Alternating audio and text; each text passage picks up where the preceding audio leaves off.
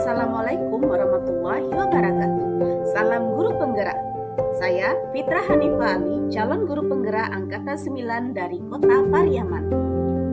Saya akan memaparkan kesimpulan dan refleksi dari pemikiran Ki Hajar Dewantara modul 1.1 koneksi antar materi. Pendidikan dan pengajaran bukanlah hal yang sama. Menurut Ki Hajar Dewantara, pengajaran merupakan bagian dari pendidikan. Pengajaran adalah proses pendidikan dalam memberi ilmu untuk kecakapan hidup anak secara lahir dan batin. Sedangkan pendidikan hakikatnya adalah menuntun atau memberi tuntunan terhadap segala kekuatan kodrat yang dimiliki anak agar mencapai keselamatan dan kebahagiaan setinggi-tingginya, baik sebagai manusia maupun sebagai anggota masyarakat. Pendidikan dan pengajaran merupakan usaha persiapan dan persediaan untuk segala kepentingan hidup manusia, baik dalam hidup bermasyarakat maupun hidup berbudaya dalam arti yang seluas-luasnya.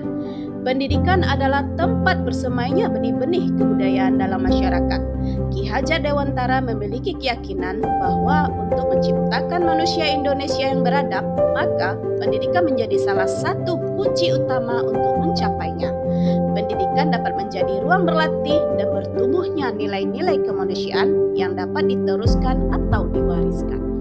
Ki Hajar Dewantara menjelaskan bahwa dasar pendidikan anak berhubungan dengan kodrat alam dan kodrat zaman.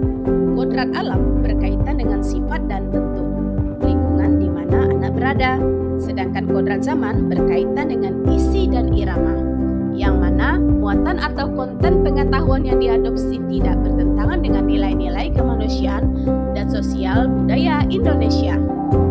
Selanjutnya, budi pekerti merupakan perpaduan gerak cipta, kognitif, afektif, dan menciptakan karya atau psikomotor.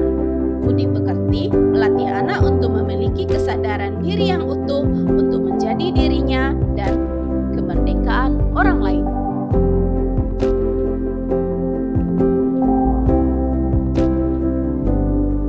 Yang saya percaya ya pada murid waktu dulu. Yang pertama, murid adalah kertas kosong yang harus ditulis. Yang kedua, murid cerdas adalah murid yang pintar dalam berhidup. Selanjutnya, memandang nilai kognitif anak sebagai penentu keberhasilan dalam belajar. Yang saya lakukan pada murid waktu dulu, pertama kurang peka dengan kebutuhan belajar murid yang beragam. Yang kedua, saya seringkali mengenyampingkan untuk memahami karakteristik anak. Saya hanya fokus pada anak yang mau belajar saja dan selalu mendominasi selama proses pembelajaran. Ternyata setelah saya mempelajari modul 1.1 tentang pemikiran Ki Hajar Dewantara dalam pendidikan, saya menyadari bahwa ada yang keliru dengan persepsi dan apa yang telah saya lakukan selama ini.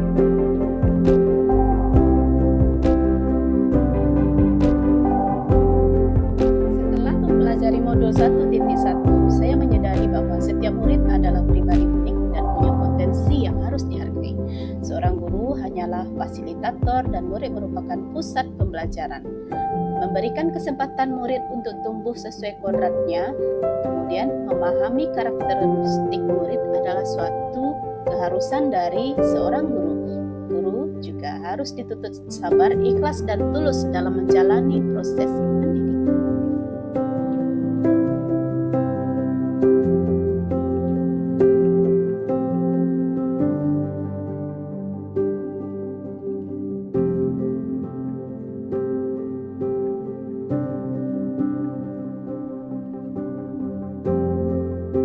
Akan saya terapkan agar pembelajaran mencerminkan pemikiran dari Ki Hajar Dewantara.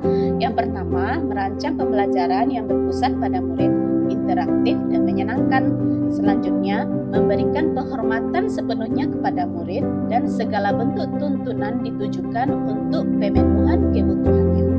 Hal berikutnya yang akan saya terapkan adalah menciptakan pembelajaran yang selaras dengan perkembangan zaman di era digital dan melatih kepekaan diri untuk memahami karakteristik murid dengan komunikasi yang baik.